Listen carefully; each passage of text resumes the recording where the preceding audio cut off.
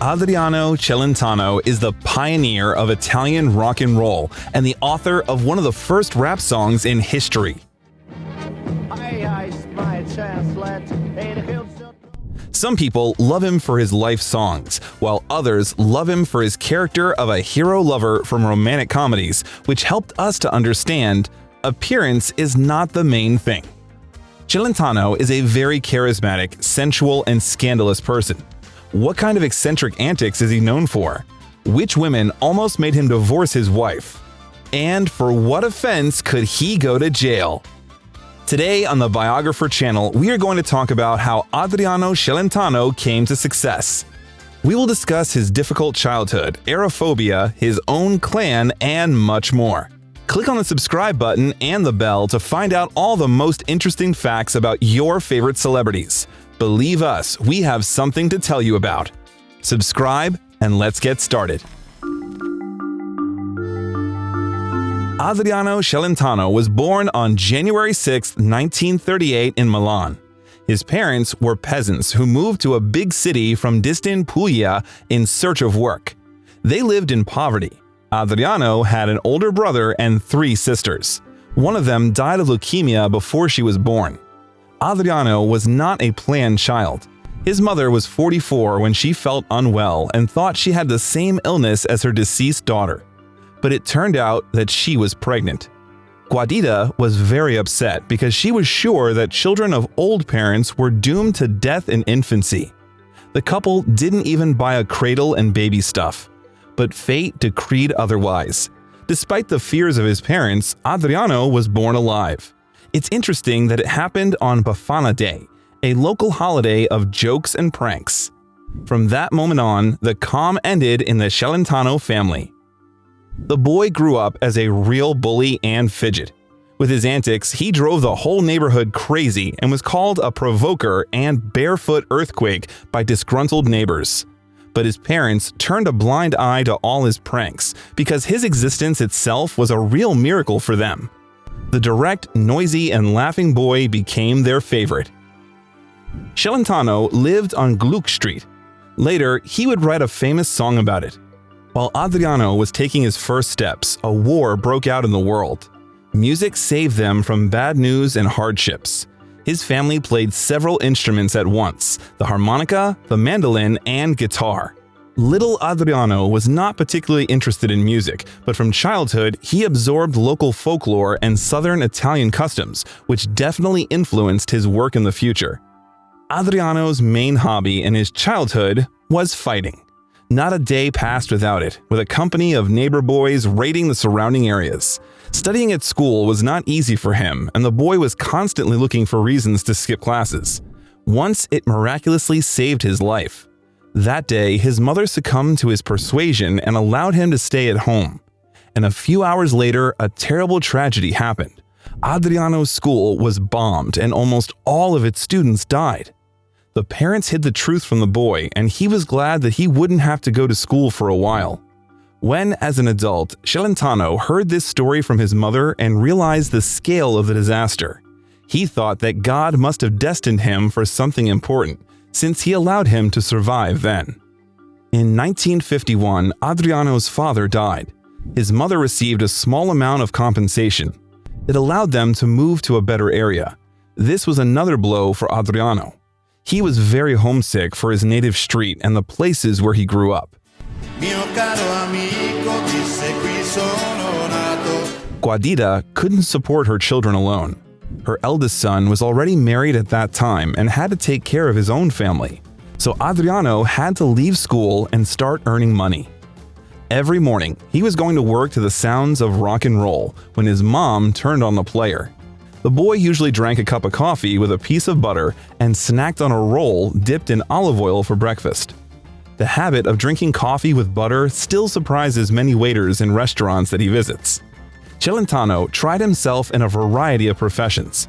He was a plumber, a courier, a grinder, and an assistant in a printing house.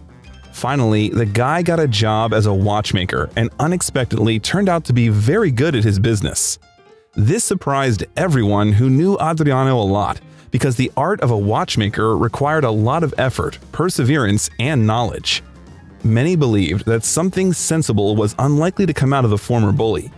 But Adriano was even able to get a license, and this fact indicated that he was not as simple as it might seem at first glance. Celentano, by the way, still collects watch movements in his spare time. Guadita was incredibly happy with her son's success and already dreamed that he would settle down and start bringing home a lot of money. But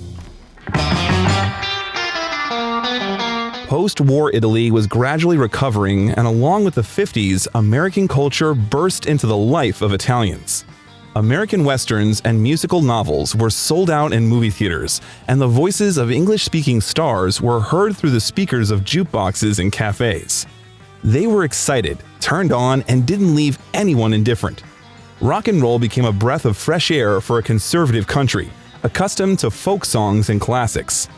Adriano was one of the first Italians who couldn't resist the magnetism and drive of new music. Subsequently, he had a hand in the emergence of a new type of music in Italy, influenced by American songs. One day, Adriano's friend gave him a record of Billy Haley's Rock Around the Clock to listen to. 1, 2, 3 o'clock, 4 o'clock, rock. 5, 6, 7 o'clock, 8 o'clock, rock.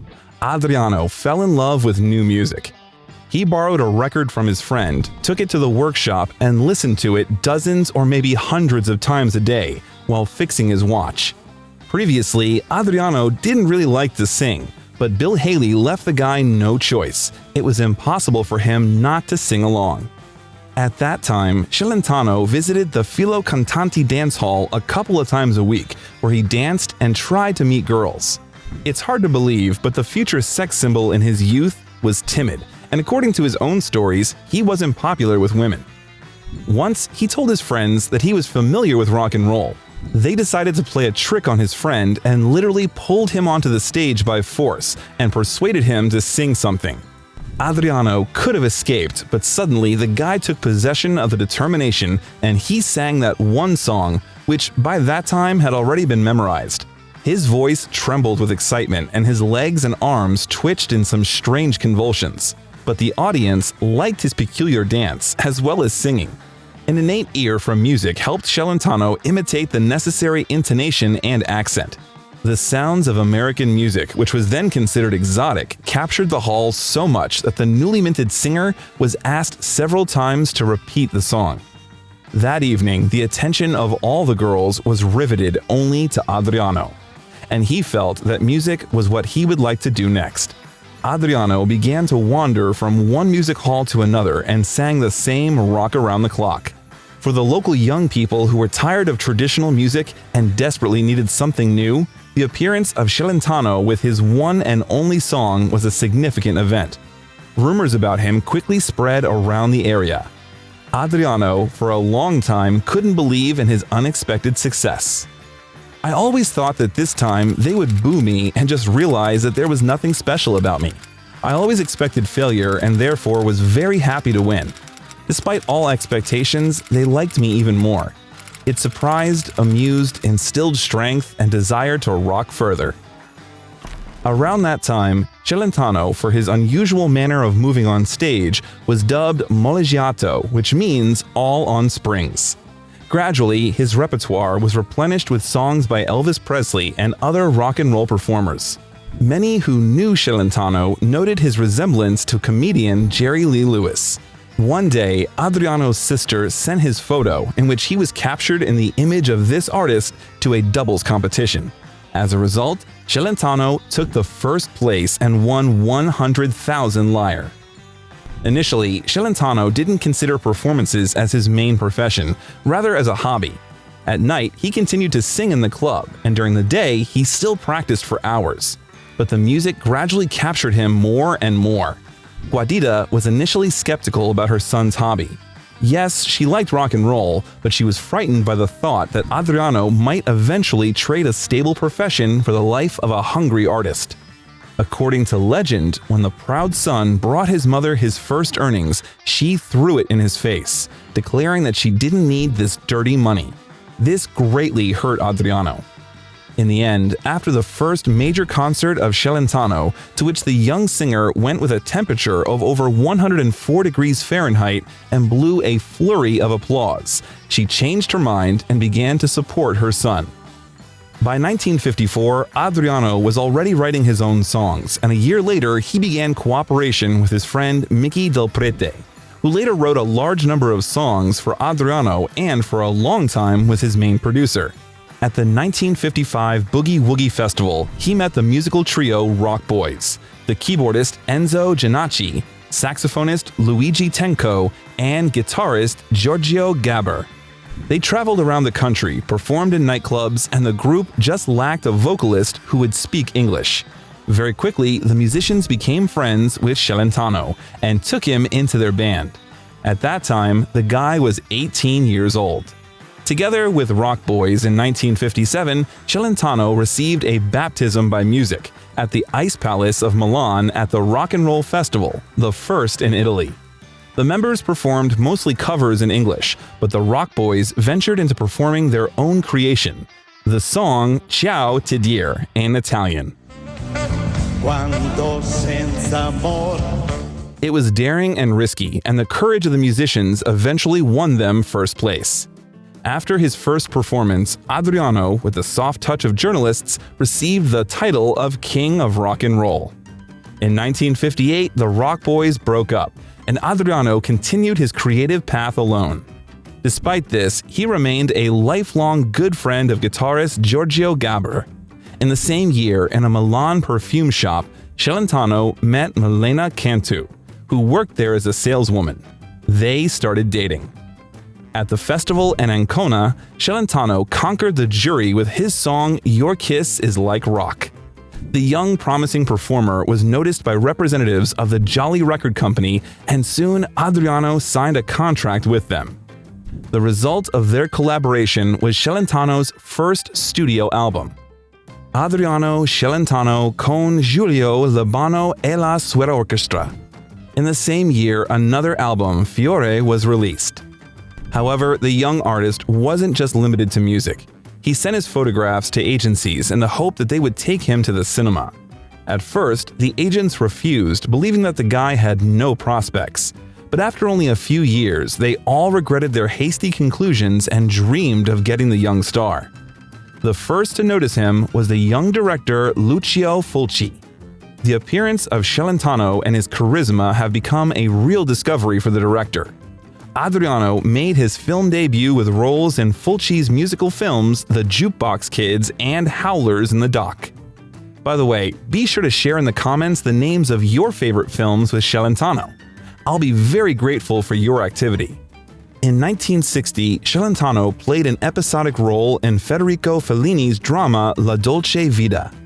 The director was just looking for an energetic musician, and when he saw a photo of Adriano in the newspaper, he realized that this young artist was exactly the person he needed. Celentano received very little screen time, and nevertheless, participation in the film became a landmark event for him. There, he fell in love with filmmaking. The actor loved watching the team work, and that's when he wanted to stand on the other side of the camera and try his hand at directing. In the future, he made his dream come true. Working on his films, Celentano participated in almost all filming processes, from idea to editing. But that happened later. In the meantime, the artist was forced to interrupt his creative activity due to conscription into the army. Once, during the transfer of soldiers to the place of the exercises, Adriano lost consciousness on the plane. It turned out that Celentano suffered from aerophobia. Aerial bombardments in his childhood were given as signs. But even the passage of military service couldn't interfere with his desire to make music. In 1961, the assertive Adriano managed to get permission from the Minister of Defense to participate in the San Remo Music Festival. This case was an exception to the rule, as permits were issued only to athletes participating in competitions. At the festival, Adriano performed the song 24,000 Kisses, 24,000 baci, and took second place.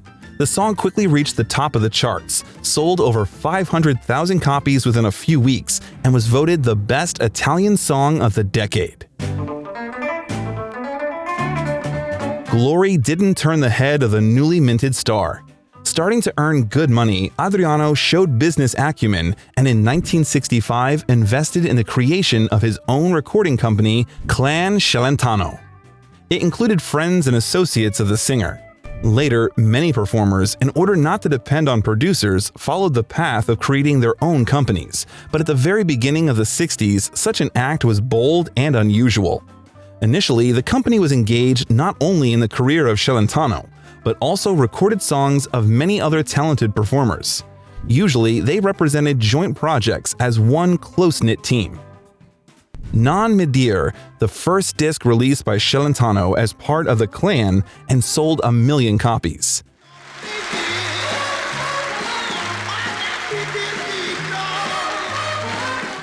Adriano proved to be an extremely prolific author. He has released 42 studio albums over a career spanning more than 50 years. During this period, Adriano went on his first tour of Spain and France and won the Cantagiro competition with the song Stai lontana da me, You Are Far From Me. He also continued to try himself as an actor. In 1963, 2 movies were released with the participation of Celentano, Uno Strano Tipo, A Strange Guy, where he played the main role, and Il Monaco di Monza, The Monk from Monza. On the set of Uno Strano Tipo, a fateful event took place for Celentano. He met 19-year-old aspiring actress Claudia Mori and immediately fell in love. According to my idea, the ideal woman I was looking for was like Claudia. And when I met her, I realized that it was her because she had all the necessary qualities. That is, her qualities corresponded to my idea of the ideal woman. Fascinated by the girl, Celentano began to persistently seduce the young actress, even though both were engaged to other people at that time. Claudia also liked Adriano, however, she was in no hurry to leave her groom because of him. Both actors tried to cope with the surging feelings for some time, and both eventually gave up and broke off their relations. Soon, Adriano invited Claudia to his concert. At the very end of the evening, Celentano publicly confessed his love to her. From that moment on, the couple began an insane romance. Soon, they decided to get married. Moreover, in order to get rid of annoying paparazzi, the lovers got married at 3 a.m. Their wedding witnesses were falling asleep on the go, and the groom had a headache. In addition, their wedding almost fell through due to a trifling quarrel. Adriano's bride just didn't like his tie. Fortunately, this didn't become an obstacle to their marriage. Their marriage has been going on for almost 60 years. They have gone through fire and water and still remain happy. In 1965, Celentano, together with his wife, starred in the film Super Robbery in Milan, which has also become Adriano's directorial debut. Qui stiamo lavorando e non voglio guai, quindi più stai alla larga meglio è. Questo tuo sacro terrore mi fa supporre che in fondo tanto indifferente non ti sono. Ti credi irresistibile, eh? In the same year, the couple had a daughter, Rosita. The maternity hospital was surrounded by photographers who were eager to get exclusive shots. They say that reporters put away their cameras when they saw tears on the young father's face. Celentano accepted this gesture with great gratitude. Later, he gave everyone a short interview and held a small photo shoot with his daughter. The very next year, Adriano and Claudia had a son, Giacomo, and 2 years later, a daughter, Rosaline. With the advent of children, Claudia decided to leave her career and devote her life to her family. But she didn't remain completely without work. Mori began to invest her strength and inspiration in her husband's career, becoming a real muse for him. She was a PR manager, administrator for Celentano, was responsible for his image, and dealt with legal issues. In 1966, Adriano returned to the stage of the Sanremo Festival, where he performed one of the most important songs of his career, The Boy from Gluck Street, Il ragazzo della Villa Gluck. The song revealed the environmental problems of big cities, which were entirely made from concrete walls that had no soul.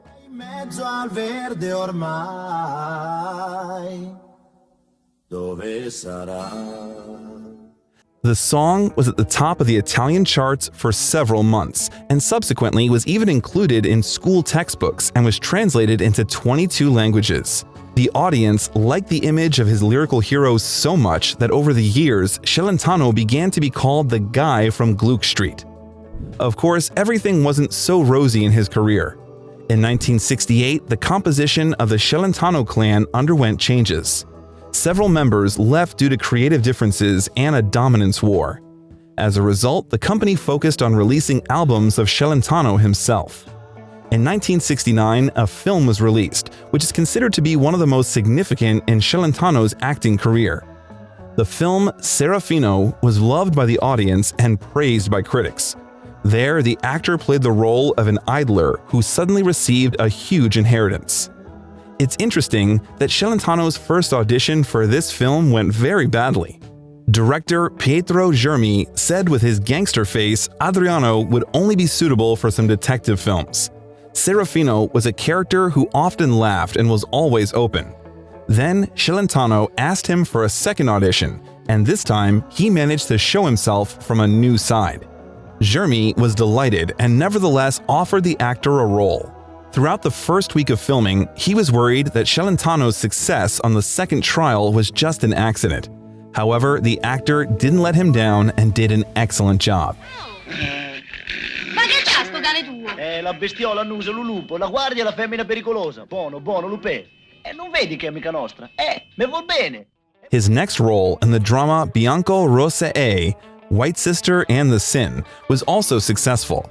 Celentano's film partner was Sofia Loren, and they subsequently became friends.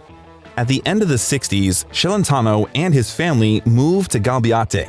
There, Adriano began the construction of his house, which the family called the construction of St. Peter because it lasted for 15 years.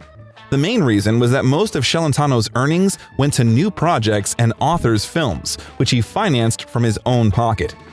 All this time, Celentano didn't give rest to the San Remo Festival. He participated there 3 times but still hadn't won. In 1970, Adriano again decided to perform, but this time Claudia took the stage with him. Together, they performed the song Chi non lavora non fa l'amore. The one who doesn't work doesn't make love.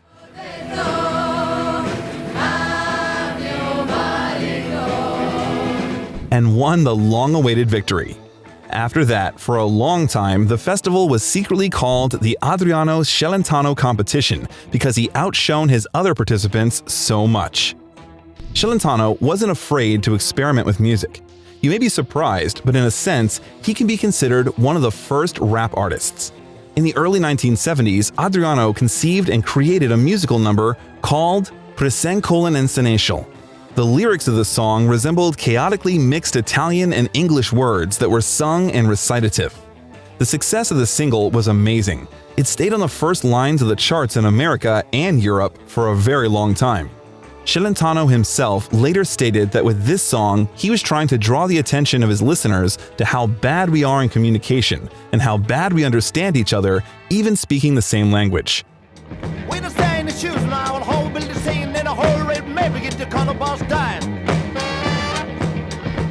In 1972, a very important Celentano's album, Evil of the Century, I Mali del Secolo, was released.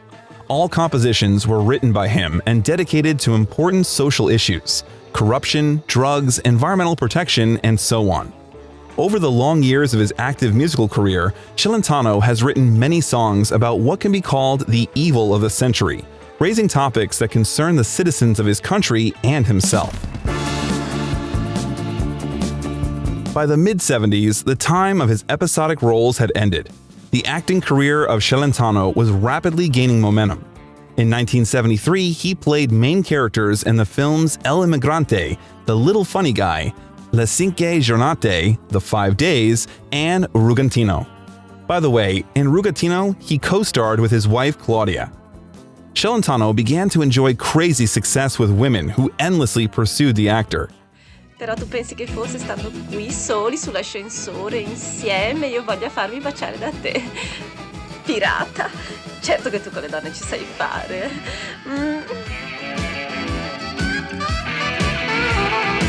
His wife took all fans calmly because, in fact, she came up with the image of a daring and rude womanizer for her husband. and he successfully adhered to it in life and work.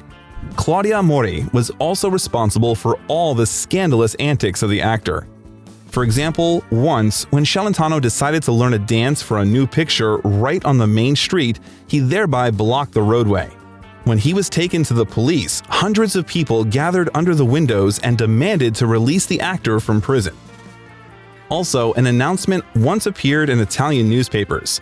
It stated that Celentano quarreled with Mori and decided to commit suicide. He wanted to throw himself under a train.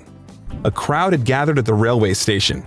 Indeed, everyone's favorite star was lying on the rails, and Claudia was wringing her hands in despair and begging him to get up. A train appeared on the horizon. She sobbed, but Celentano continued to lie. And only at the last moment, when the train was a few meters away, he briskly jumped off the rails and rushed to his wife. Before the eyes of the shocked crowd, a stormy reconciliation of the spouses took place. Prone by nature to outrageous and violent manifestations of emotions, Adriano was in good hands. He was able to use this gift at the right time, and it has not dried up over the years. Their marriage almost failed because of another woman only once, but more on that later. In 1975, the rock musical Yuppie Doo was released. Celentano acted as a director, screenwriter, composer, and editor. This film starred Claudia and their 3 children.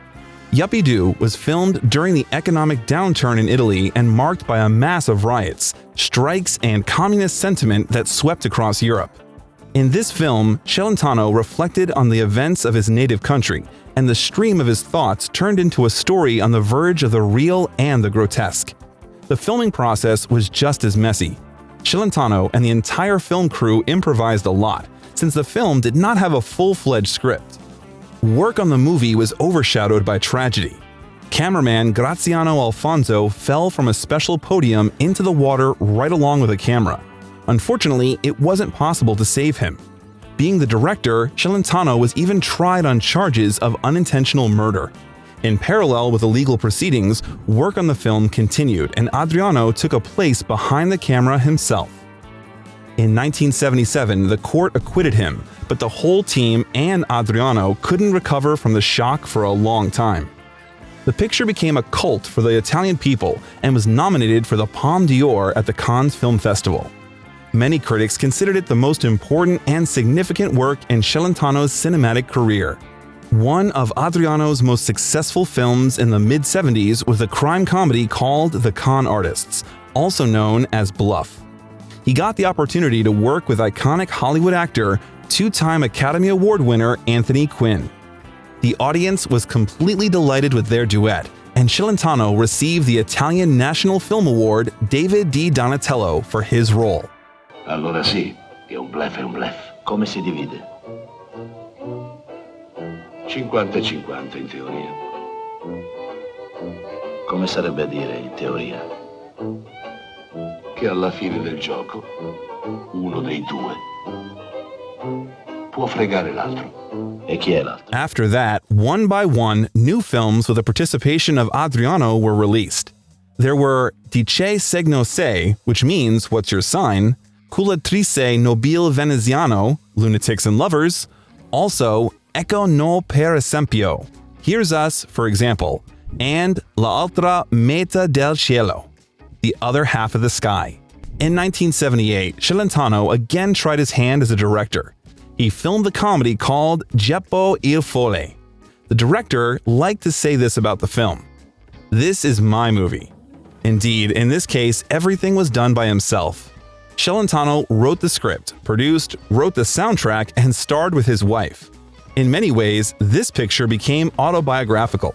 The protagonist was a fame-weary, popular pop singer whose love guided him on the right path in life. There was a scene in the film where the main character performed at the stadium. All the extras playing spectators were Celentano's fans who paid to watch the performance and therefore appear in the film. In the next eccentric comedy Loggerheads, originally called Zio Adolfo in Art Führer, which literally means Uncle Adolf, aka Führer, a new challenge was made by Celentano. He played twin brothers with completely opposite characters and beliefs. In parallel with active filming, Adriano managed to find time for music. In 1979, one of the singer's most popular albums was released. It was called Sole, Alone, and was created in collaboration with the famous Italian composer Toto Cutugno. For 58 weeks, the album stayed at the top of the Italian hit parade.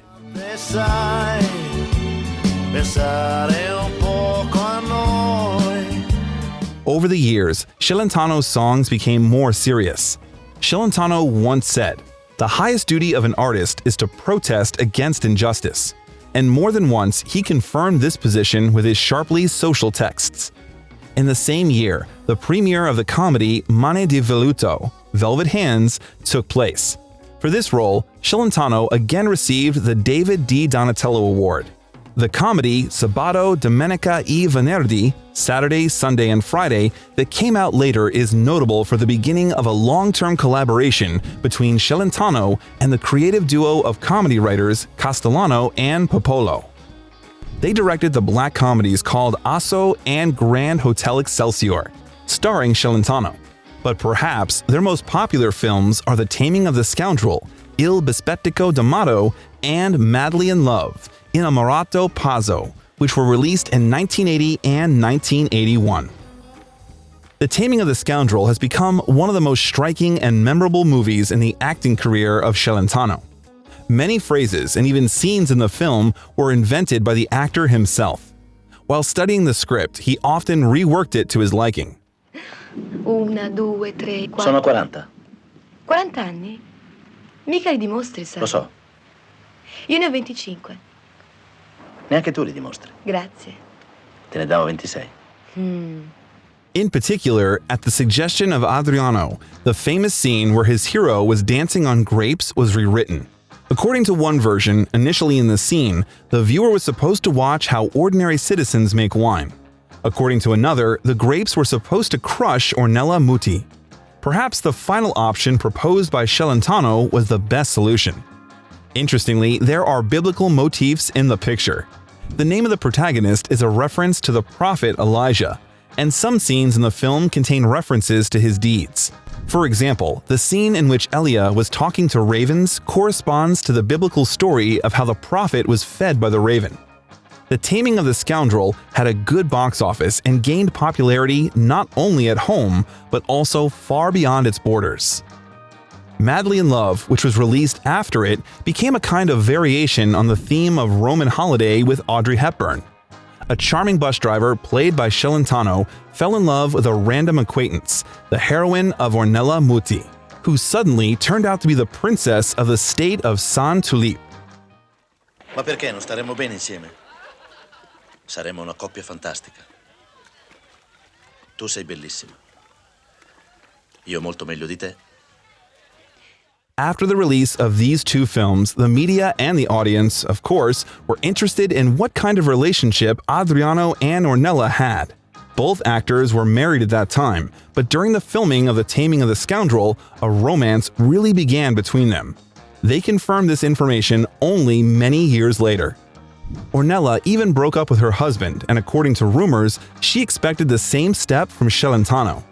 Upon learning of her husband's infidelity, Claudia Mori, who had already raised 3 children with Celentano, threatened him with divorce. Coming to his senses, Adriano broke off relations with Muti and begged Claudia to forgive him. The wife accepted him back without any explanations and scandals. Their family was reunited, and Ornella soon married another man. Accidental betrayal is not at all a reason for parting. It is forgiving. And for a man, casual relationships are like a technical inspection of a new car for a mechanic. Claudia Mori. Meanwhile, Celentano's filmography was replenished with new works. In 1982, the premiere of the film Bingo Bongo took place. The actor played a sort of Italian Tarzan, just like his more popular version, brought up in the jungle by wild animals. The purpose of this picture was to draw public attention to topical environmental problems. This was followed by the film's distinguishing features Beautiful, Segni Particolari Bellissimo, Sing Sing, and He Is Worse Than Me, Lui è peggio di me. Celentano also had some frankly unsuccessful films. The picture, Jean-Louis, didn't pay back even half of its budget and received disapproving reviews from critics. Basically, the film was scolded for the lack of specific idea, a certain confusion of the plot, and a strange script. However, this didn't greatly shake our hero's self-confidence. I have never chased success and don't know any secrets on how to achieve it. Maybe that's why it followed me. Suddenly becoming uninteresting or unpopular has never scared me. I have always known that I own a craft that I can return to at any moment. I've always had my true friends and my family. This is the main thing that matters in this life. In 1986, the last film co-authored by Celentano, Castellano, and Popolo was released. It's called The Gruff, originally Il Berbero. In the late 80s, Celentano's popularity began to decline. He acted less and less in films and took a 3-year break from musical activity. Perhaps he needed a rest after almost non-stop recordings and movies. In 1991, Celentano returned with the album Il Re degli Ignoranti, King of the Ignorant. In parallel, on one of the leading Italian TV channels, he hosted his own show, Fantastico.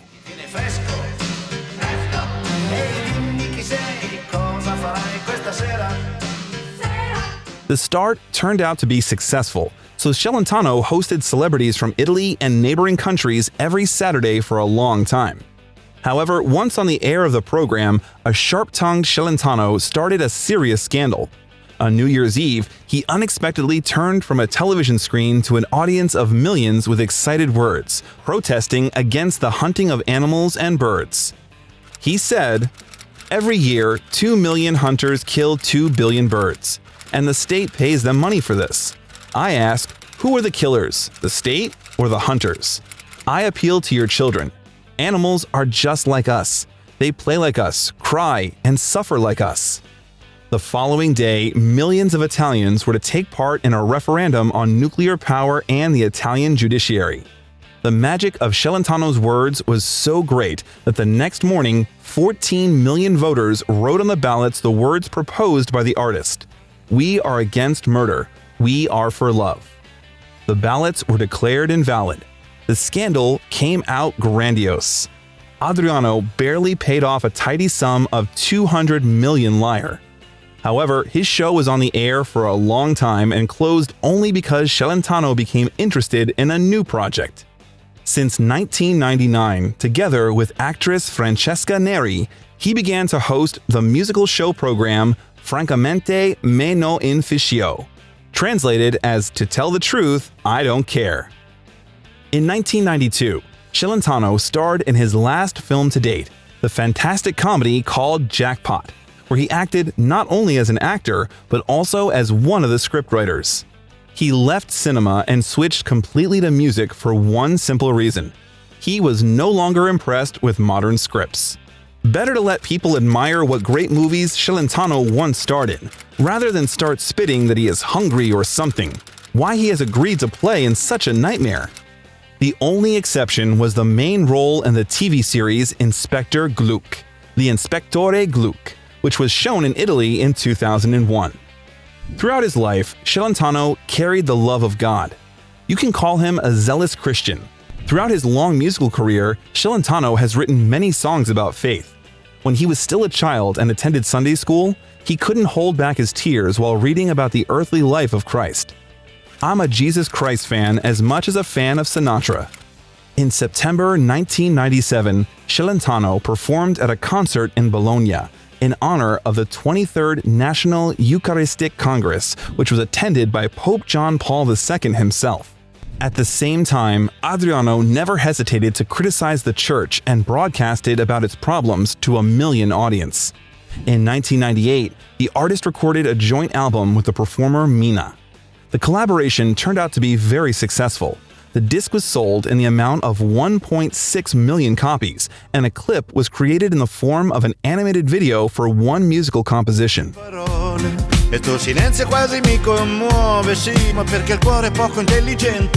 In 1999, the singer began collaborating with composer Gianni Bella. Together, they recorded and released 5 studio albums, the first of which was the disc Lo Non So Parlar di Amor. Celentano has always loved to experiment with genres. His music successfully mixes pop, rock, and jazz. In 2001, the next album of the singer, I Rarely Go Out But I Speak Even Less, was released. It was recorded in collaboration with songwriter Mo Gol and composer Gianni Bella. To promote the album, Celentano began to host the program 125 Million Nonsense on TV. The album was sold in the amount of 1,800,000 copies and became platinum. 2001 was overshadowed by the death of his mother, Guadita. My mother was like a mountain. When she died, the world became small. It narrowed. Until the end of his mother's life, Adriano retained the most tender and touching relationship with her. Guadita was his main fan. She often came to concerts and supported his endeavors. Adriano often took his mother on trips. He wanted Guadita to see as many countries as possible. She was strong, or rather, I considered her strong because everyone thought so, and because she herself said so. And she also told me, "You are stronger than me. There is even more strength in you," although everyone always followed my lead. In 2005, Adriano announced that he was a vegetarian, and that this was the logical outcome of many years of struggle for the world around him. Vegetarianism is health, a blow to the Holocaust industry of conscious living beings, an opportunity to announce that it's not because of me that lambs and kids are slaughtered in slaughterhouses at Christmas and Easter. In 2007, Celentano released his 40th anniversary album, Dormi Amore, La Situazione Non è buena. Sleep, my love, the situation isn't good, which went platinum within 2 months. Despite the fact that he stopped acting, Adriano's acting work is still loved by moviegoers. He even topped the list of 100 most brilliant movie stars according to Time Out magazine. Over the years, Adriano Celentano appears less and less in public, but the fans still love him very much. In February 2012, he performed at the opening of the already well-known San Remo Festival. His performance on this stage, like many years ago, turned out to be enchanting and was greeted by the audience with all the warmth. For participation in this festival, Celentano received a fee of 700,000 euros, but gave all the money to charity. It should be noted that the Italian authorities were against the speech, since Celentano was one of the most active oppositionists and repeatedly spoke out sharply against the Italian government.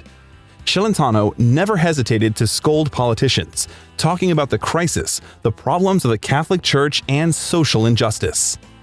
I don't like all politicians. They are sorely lacking in honesty. Being the host of various shows, he didn't spare anyone from the ruling power. On his controversial political talk show, Rock Politique, he discussed public and political issues with guests and criticized the government to the sound of an electric guitar. The program broke all records in television ratings. More than 11 million viewers watched the premiere episode. In one of the releases, the singer accused Silvio Berlusconi of corruption, which of course provoked a scandal. In addition, Berlusconi received a letter from our beloved rebel, where he named the politician Silvio Corruptione. There is an assumption that the show stopped after 4 issues because of this situation. In October of 2012, Celentano's concert took place in the amphitheater of Verona. That year, Italy plunged into crisis, and in order to support the Italians in a difficult period, Celentano reduced the cost of concert tickets to just €1. Whole families came to his concert. The amphitheater for 6,000 people was full. Questa è la storia di uno di noi.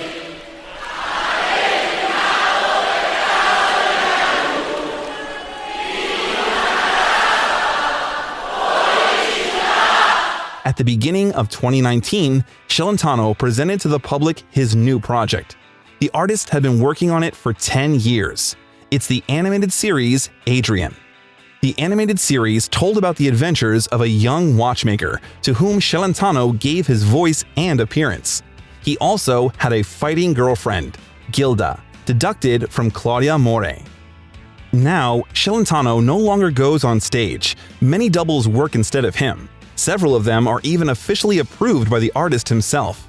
Together with his wife, he lives in his own house near Milan. They haven't attended social events for a long time and don't give interviews. However, Clan Celentano still exists today. This firm includes a publishing house, a concert agency, a video and audio recording studio. More than 150 people work there, and Claudia runs the business. It was obvious that the children of creative parents would follow in their footsteps. Rosita chose the path of an actress, although she doesn't have much success with the audience and currently almost never stares. Rosaline became an actress, singer, and artist. During her career, she has been nominated several times for various film awards. At a young age, the girl left home and lived for a long time with the homeless on the street. At the age of 36, she tried to commit suicide by taking massive amounts of sleeping pills, but miraculously, she was saved. Son Giacomo took up music. Since the age of 20, he has been writing and performing his own songs. Often, at his concerts, Giacomo sings the songs of his famous father. During his career, Celentano sang 600 songs, and after retiring, he returned to repairing watches. "I have two crafts," he says. "I mastered one as a child. I am a watchmaker. My second occupation is an artist. This has become the main one. I use this craft to express what I believe in."